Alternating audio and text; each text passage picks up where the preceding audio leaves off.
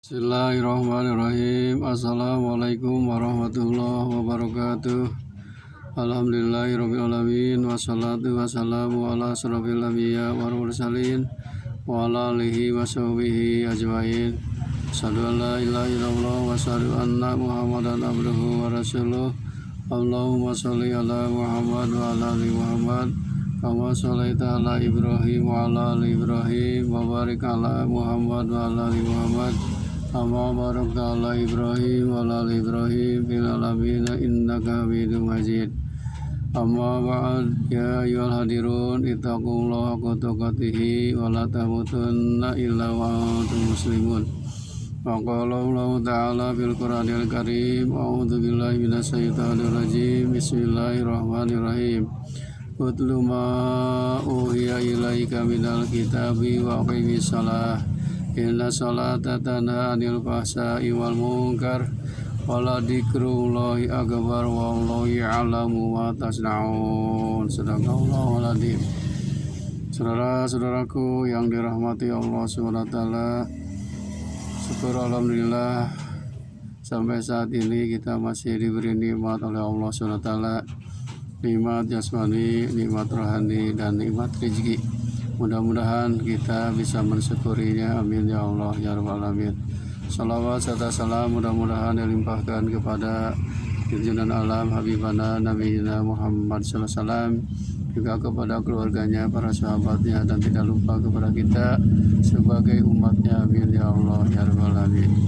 Saudara-saudaraku yang dimuliakan Allah SWT, marilah kita memohon kepada Allah SWT, mudah-mudahan kita semua ada dalam sehat walafiat, lahir dan batin, sehat jasmani, sehat rohani, dan dimudahkan dari segala urusan, baik urusan dunia maupun urusan akhirat. Amin ya Allah ya rabbal alamin. Saudara-saudaraku, tadi saya bacakan ayat suci Al-Quran surat Al-Ankabut ayat 45. A'udzubillahi minasyaitonir rajim. Bismillahirrahmanirrahim. Utlu ma uhiya ilaika minal kitabi wa aqimis shalah. Bacalah apa-apa yang telah diwahyukan kepadamu Nabi Muhammad SAW dari Alkitab, yaitu Al-Quran, dan dirikanlah sholat. Inna sholata tanha 'anil fahsya'i wal munkar. Sesungguhnya sholat itu bisa mencegah dari perbuatan keji dan munkar. Wala dzikrullahi akbar wallahu ya'lamu ma tasna'un. Dan zikir kepada Allah, mengingat Allah itu lebih besar pahalanya, dan Allah Maha tahu apa yang kamu kerjakan. Saudara-saudaraku, pada saat ini kita masih berada dalam bulan Rajab, bulan yang penuh keagungan, yang di dalamnya ada peristiwa yang maha besar, yaitu peristiwa Isra Mi'raj Nabi Muhammad SAW. Diperjalankan dari Masjidil Haram Mekah sampai Masjidil Aqsa Palestina yang kurang lebih jaraknya 15.000 km. Kemudian Mi'raj naik ke langit ke Sidratul Muntaha.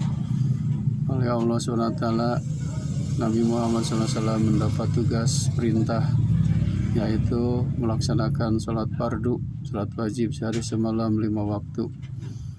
Itulah oleh-oleh dari Isra Mi'raj Nabi Muhammad SAW adalah kewajiban sholat fardu sehari semalam 5 waktu. Untuk itu, saya pada saat ini akan mengambil bahasan dari kitab Tanbihul Ghafilin karya Imam Abu Lais As-Samarkandi, bab 31 tentang sholat 5 waktu, tentang sholat wajib 5 waktu. Temanya adalah keuntungan selalu sholat berjamaah dan kerugiannya. Berdasarkan hadis Rasulullah SAW, mandawama ala sholawatil khamsi fil jamaati atahullahu ta'ala khamsahisolin. Barang siapa yang melanggengkan sholat yang 5 waktu dalam berjamaah, maka Allah Ta'ala akan memberikan kepadanya 5 hal. Apa itu? Awaluha yurfa'u anhu dikul aisi. Pertama, akan dihindarkan dari kesulitan hidup. Kalau kita ingin jauh dari kesulitan hidup, maka segeralah sering-seringlah sholat berjamaah. Karena ini merupakan janji Allah SWT. Kesulitan hidup di dunia, apalagi kesulitan hidup nanti di akhirat. Kita ingin dilonggarkan hidup, serba lancar. Tidak mau kita itu hidup sempit, rezeki sempit, kemudian usaha kita sempit, kemudian sebagai pedagang juga usahanya sempit. Ingin selalu longgar, ingin selalu dimudahkan. Makanya kalau kita ingin dimudahkan, dilonggarkan, maka segeralah sholat berjamaah yang 5 waktu. Yang keduanya, bagi orang yang selalu sholat berjamaah, wa yurfa'u anhu adabul qabri, dihindarkan dari siksa kubur. Nanti dalam kubur itu ada azab kubur, ada nikmat kubur. Adab kubur itu di situ pernah terjadi waktu Rasulullah SAW pulang dari perjalanan dengan para sahabat. Kemudian kuda Rasulullah yang ditungganginya langsung meringkik suara kencang. Para sahabat bertanya, ada apa ya Rasulullah? Tuh lihat di depan ada kuburan yang masih baru. Orangnya sedang disiksa, sedang diazab. Ini namanya azab kubur.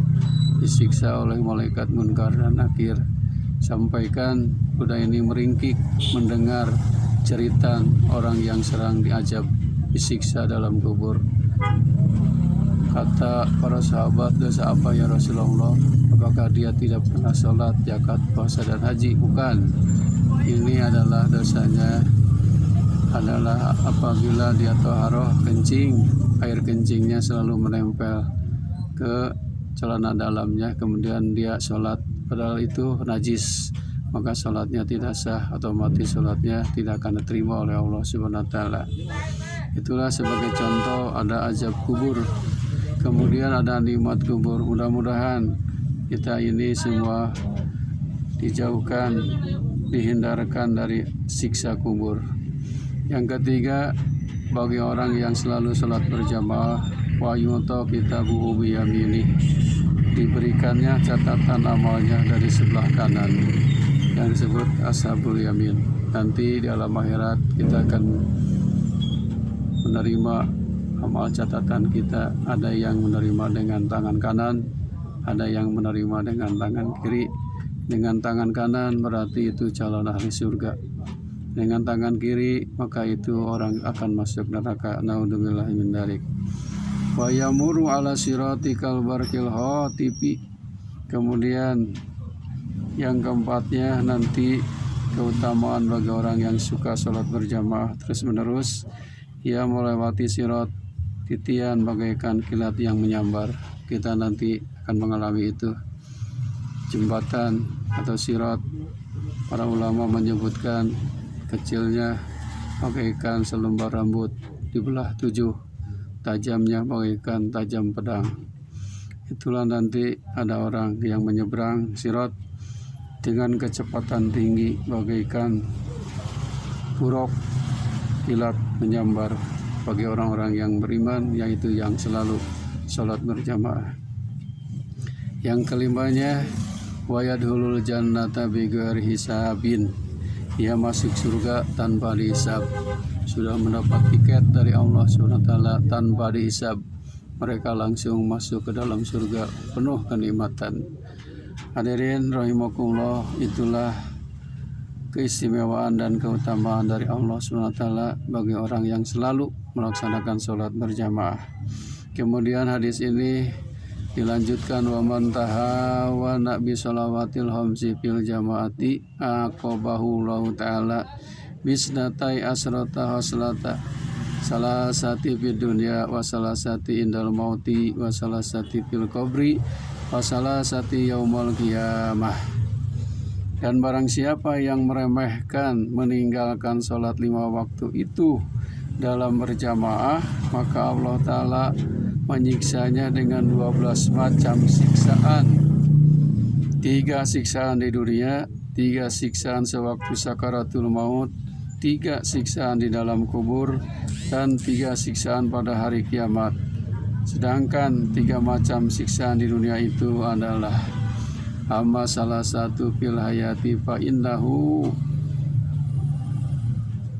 turfaul barakatu min kasbihi wa rizkihi.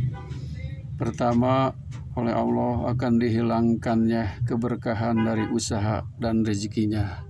Ini bagi orang yang menyepelekan sholat berjamaah. Tidak ada keberkahan dalam hidupnya.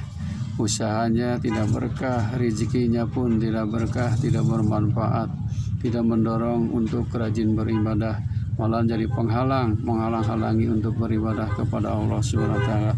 Yang kedua yaitu wala yuqbalu minhu sa'iru amalihi, tidak diterima amal-amal kebaikannya. Nah, jadi orang yang beramal, amalnya amal baik, tidak akan diterima, ditolak oleh Allah SWT, karena mereka tidak sholat, apalagi tidak sholat berjamaah. Sebab sholat itu adalah tiangnya agama. As-sholatu imaduddin. Kalau tiang bangunan tidak ada tiang, yang lain tidak bisa akan menempel. Tanpa tiang pasti ada tiang, semuanya nempel, bisa berdiri tegak. Yang kemudian yang ketiganya, siksa waktu di dunia oleh Allah Subhanahu wa taala, wayun ja'u simal khairi min wajihi wa yakunu bagidon fi qulubin nas. Dihilangkannya tanda kebaikan dari mukanya dan dibenci oleh orang-orang banyak. Jadi bagi orang yang meremehkan sholat berjamaah oleh Allah Subhanahu wa taala, kebaikan, tanda kebaikan di wajahnya tidak ada, selalu hitam kelam, murka, merenung. Itulah tanda orang yang suka orang sholat berjamaah dan tidak lihat saja di wajahnya. Kemudian selanjutnya masalah sati yaumal qiyamah, amma salah satu wilayati qulubin nas wa amalati indal mauti fatubaduruhu jai'an wa yastadu nasyuhu. 3 macam siksaan sewaktu sakaratul maut adalah basuruhu, dicabutnya nyawa dalam keadaan dahaga. Bayangkan dicabut ruh itu sakit sekali, malah nanti dicabut nyawa itu ada yang keras, ada yang lembut oleh malaikat Israel. Dicabut nyawa dalam keadaan dahaga, dicabut nyawa dalam keadaan lapar, dan dicabut nyawa sangat keras, sakit pencabutan nyawanya oleh malaikat Israel. Mudah-mudahan nanti dalam sakaratul maut dimudahkan. Wahawin alaina fi sakaratul maut. Doa kita dalam selesai sholat. Kemudian 3 macam siksaan di dalam kubur, yaitu amalati fil qabri, fasalatu munkarin wa nakirin, wa dulumatul qabri wadikahu. Kesulitan menjawab pertanyaan munkar dan nakir. Pertanyaan munkar dan nakir di dalam kubur, padahal tidak susah, sebenarnya gampang, tapi yang menjawab adalah amal kita waktu dunia ini, maka nanti sulit untuk menjawabnya. Kemudian gelapnya kubur, itulah merupakan siksa dalam kubur yang sudah sempit, gelap lagi. Tapi bagi orang yang sering sholat berjamaah, insya Allah kuburan itu akan terang benderang, luas sekali. Ini bagi orang yang menyepelekan sholat berjamaah. Kemudian sempit kubur, kuburnya disempitkan. Bayangkan oleh kita sering mengantarkan mayat ke kuburan, begitulah keadaannya, kuburan yang sempit, tidak bisa bergerak. Kemudian wa amallati fil qiyamati fasidatu hisabihi wa ghadabu rabbi alaihi wa uqubatullahi ta'ala lahu binar. 3 macam siksaan pada hari kiamat adalah sulitnya hisab. Nanti akan dihisab, dihitung amal kita waktu dunia ini, dipersulit karena banyak pertanyaan. Pertanyaannya tidak bisa menjawab, tergantung amal kita waktu sekarang di dunia ini. Kemudian murka Allah atasnya, benci Allah kepadanya, pada orang yang menyepelekan sholat berjamaah. kemudian siksa Allah Ta'ala di dalam neraka, dia akan mendapat siksa Allah Subhanahu wa Ta'ala. Hadirin rahimakumullah, hadis tadi ada juga hadis seperti tersebut tadi dari Abu Dar, dari Nabi Sallallahu Alaihi Wasallam, diriwayatkan dari Mujahid bahwasanya ada seseorang datang kepada Ibnu Abbas radhiyallahu anhu, lantas bertanya, "Wahai Ibnu Abbas, bagaimana pendapatmu tentang seseorang yang rajin sholat malam, rajin puasa pada siang hari, namun ia tidak pernah mendatangi sholat Jum'ah dan tidak pernah mengerjakan sholat dengan berjamaah, kemudian ia mati, maka di manakah orang itu berada?" Ibnu Abbas menjawab, "Ia berada di neraka." Orang itu berulang kali menanyakan hal itu kepada Ibnu Abbas sampai 1 bulan terus-terusan. Namun Ibnu Abbas tetap menjawab, ia berada di neraka. Hadirin rahimakumullah, itulah kewajiban bagi kita sebagai umat Islam. Sholat fardu yang 5 waktu ini alangkah baiknya dan bagusnya dan banyak keutamaan dan keistimewaannya dilaksanakan dengan berjamaah. Sebagaimana tadi dalam hadis Rasul, keutamaannya, keuntungannya banyak sekali. Sebaliknya, apabila kita menyepelekan, menganggap ringan, menganggap enteng kepada sholat berjamaah, maka rugi, celaka dunia, celaka akhirat. Mudah-mudahan satu hadis ini bermanfaat bagi kita semuanya, menjadi tadkirah dan ibrah. Akhirul kalam, wabillahi taufiq wal hidayah. Wassalamualaikum warahmatullahi wabarakatuh.